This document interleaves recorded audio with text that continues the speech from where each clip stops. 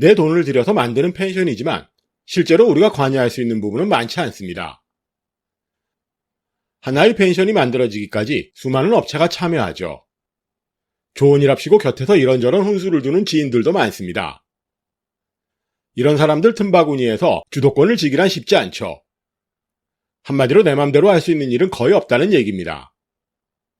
물론 내 말이 전혀 먹히지 않는다는 소리는 아닙니다. 하지만 그들이 내게서 얻어가는 이익이 없다면 말 잘 듣는 신용조차 하지 않을 겁니다. 믿기 힘드시죠? 그렇다면 구체적인 사례를 들어볼까요? 당장 설계만 해도 건축사무소가 좌지우지합니다.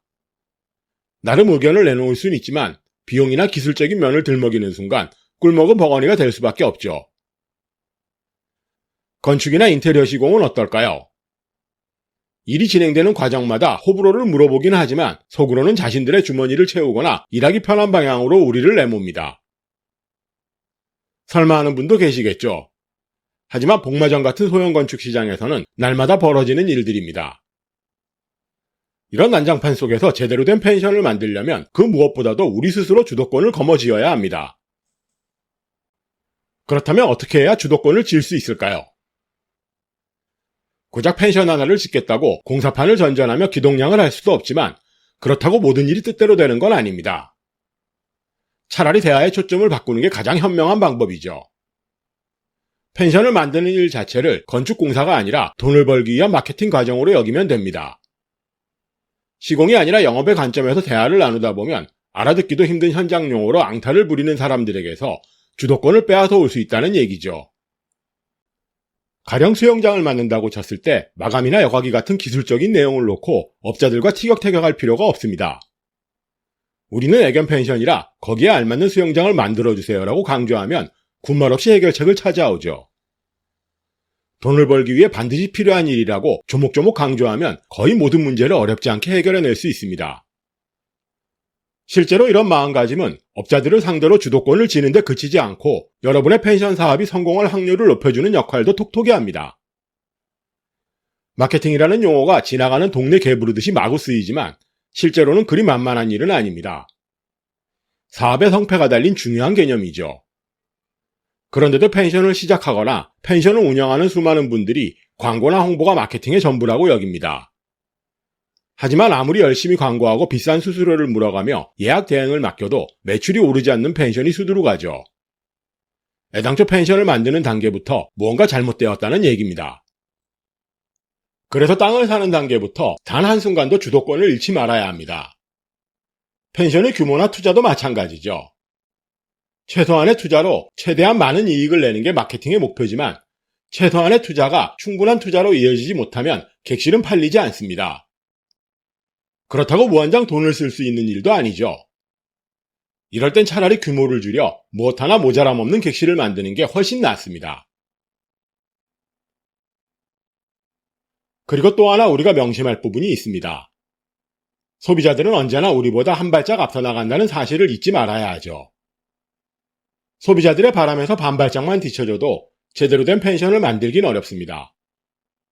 대신 소비자들과 발걸음만 맞춰도 절반은 성공하죠.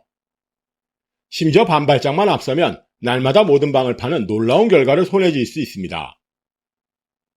난다긴다 하는 대기업들조차 늘 마케팅에 머리를 싸매는 이유도 변화무쌍한 소비자들 때문이죠. 이런 대기업들조차 어설픈 예측으로 잘못된 판단을 내리는 경우가 많습니다. 세계 최고의 컨설팅 회사라는 맥킨지 보고서 때문에 기어이 스마트폰 사업을 접어야 했던 LG전자의 사례만 봐도 알 수 있죠. 제가 평소에 컨설팅이라는 용어를 좀처럼 쓰지 않으려고 애쓰는 이유입니다. 어설픈 시장 전망도 웬만해선 입에 담지 않죠. 저희 채널에 간간히 결론만 간단히 말하라는 식의 댓글이 달리더군요. 하지만 성공할 확률을 높이기 위한 기나긴 과정을 그저 두통엔 개불인 같은 식의 단순한 처방으로 설명할 방법이 있을까요? 우리 집 비결은 며느리에게도 알려주지 않는다는 말처럼 설령 그런 방법이 있다고 쳐도 나 혼자 열심히 벌어먹을 뿐 그 누구에게도 알려주진 않겠죠. 만약 특별한 비법이나 남들 모르는 정보를 기대하고 클릭한 분이 계신다면 지금 당장 나가셔도 좋습니다. 여러분의 귀중한 시간을 뺏고 싶지 않기 때문에 진정으로 드리는 말씀입니다. 제가 바라는 건 오직 하나입니다. 여러분의 펜션 사업에서 주도권을 잃지 않기를 바랄 뿐이죠. 건축사무소나 시공업체들뿐만 아니라 소비자들의 관계에서조차도 말입니다. 시장을 유심히 바라보고 소비자들의 바람을 놓치지 않으면 주도권을 놓칠 일은 없습니다. 그러기 위해서 무엇보다도 개인적인 취향이나 느낌보다는 펜션 사업 이면에 숨어있는 마케팅 요소들을 꼼꼼히 짚어보는 노력이 필요하죠. 요즘 감성 스테이라는 이름의 독채 숙소가 큰 인기입니다. 안타깝게도 스테이라는 이름 때문에 펜션과는 거리가 멀다고 여기는 분들도 계시죠. 그래서 애써 외면해버립니다. 하지만 어떤 이름이 붙었던 손님이 많이 몰린다는 점만큼은 부인하기 힘듭니다. 그렇다면 우리는 어떻게 해야 할까요?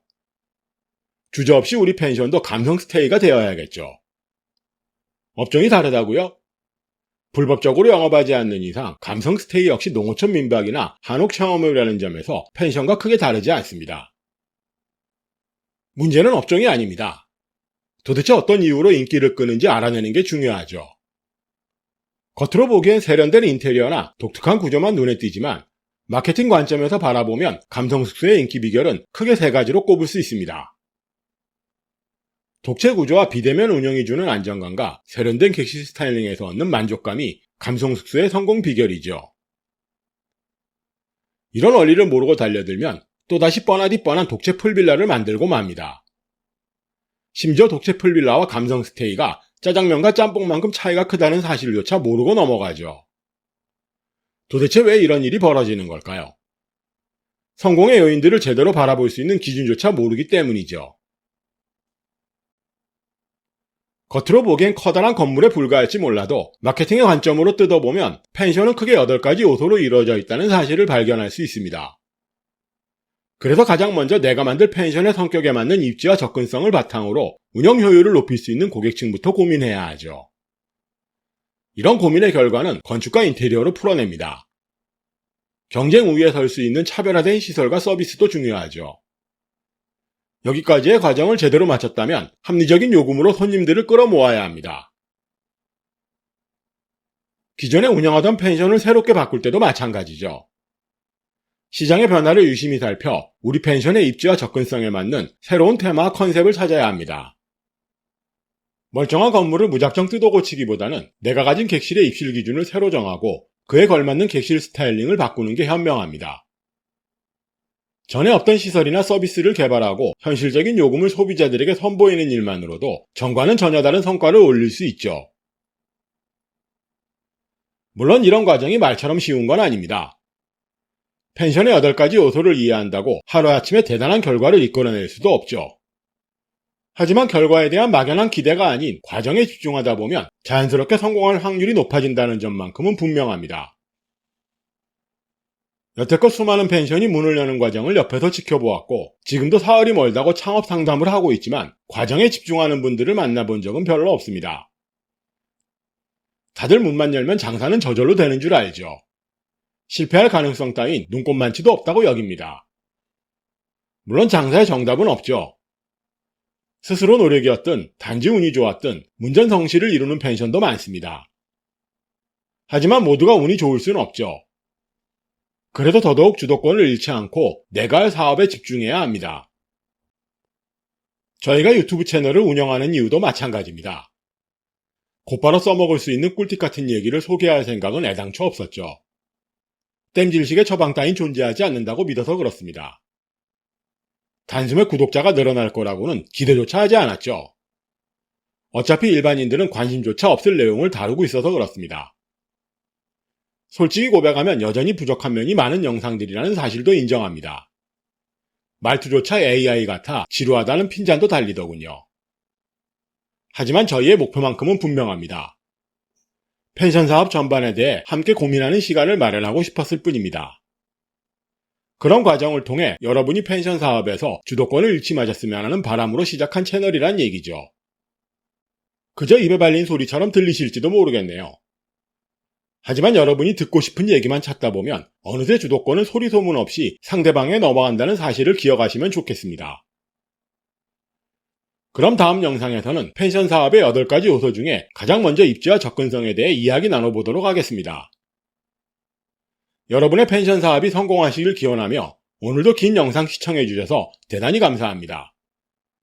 지금까지 펜션 프로젝트 팀 로직이었습니다.